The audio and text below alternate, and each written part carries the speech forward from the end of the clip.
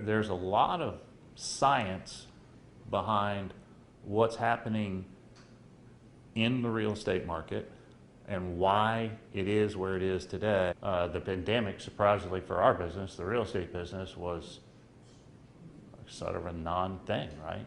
It happened, we all got scared for a minute. We went through a lot of internal planning at KBT, and what are we gonna do, what are we gonna do? The real estate market's gonna stop, and it went like that, right?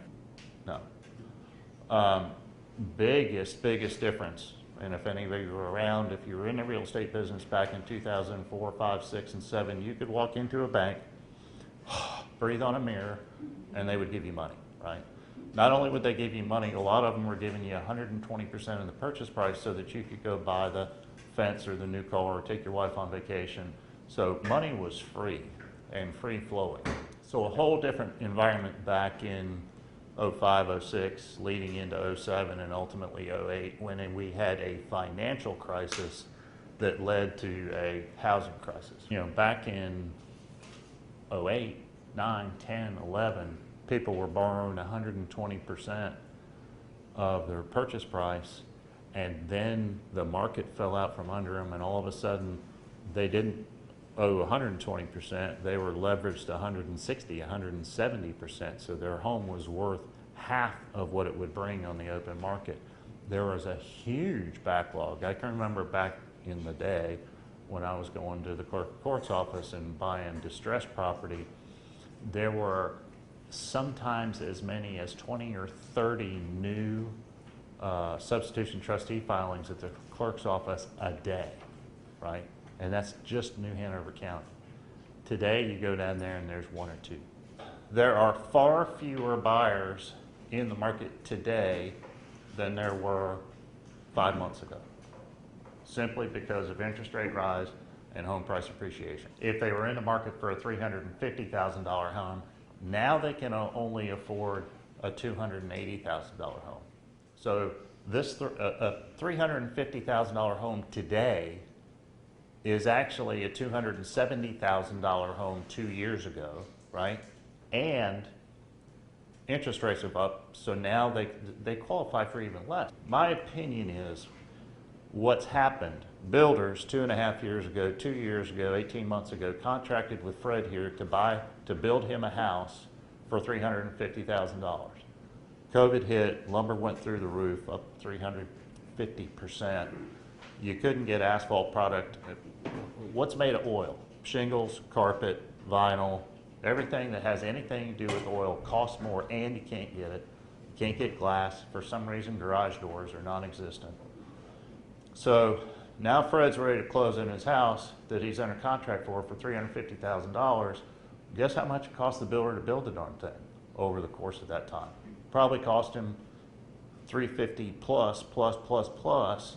So the builders have been taking it on the chin for a couple of years now, closing stuff that they sold at a price that was less than what it actually cost them to build the darn house. Who's afraid of a housing market slowdown or a recession? I'm not, right?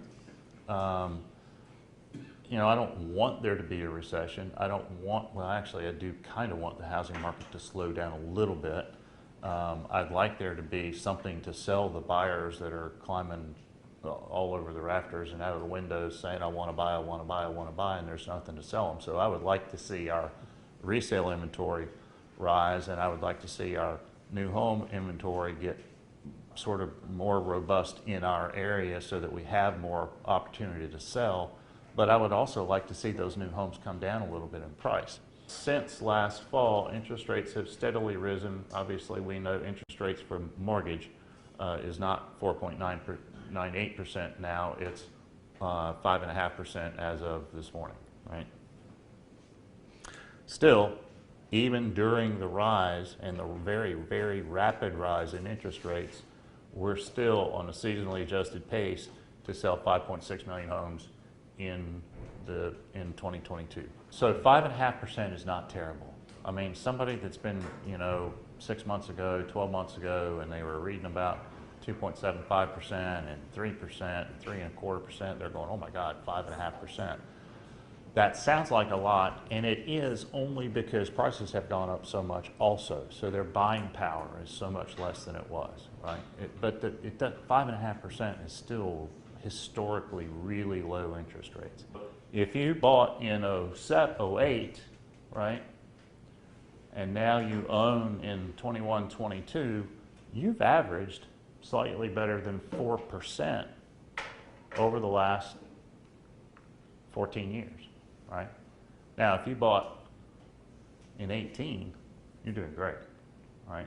But if you've owned your house for 12, 14, 15 years, you're about average, right? The growth in prices has not really gone historically out of the normal. We just had this wonky time during the late 2000s, and now we've had a couple of years where things have been a little nutty.